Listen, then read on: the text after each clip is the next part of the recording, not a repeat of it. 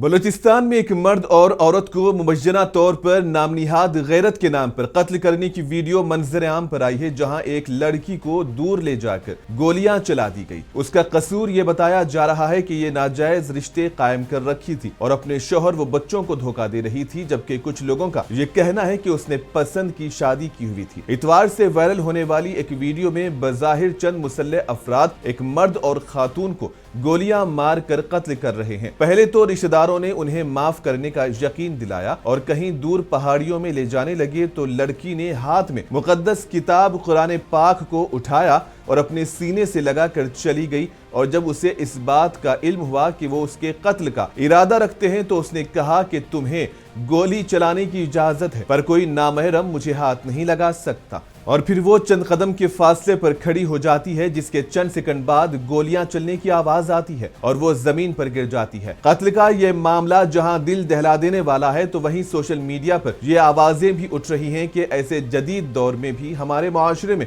فرسودہ روایات کا سلسلہ کیسے اور کب تک جاری رہے گا۔ واقعے میں ملوث 20 میں سے 13 افراد کو گرفتار کیا گیا۔ جس نے گولی ماری وہ لڑکی کا بھائی بتایا گیا۔ دریں اثنا وزیر اعلیٰ بلوچستان سردار سرفراز بگٹی نے کہا کہ ایسی سفاکانہ حرکات ناقابل برداشت ہیں، مجرموں کو قانون کے کٹہرے میں لایا جائے گا۔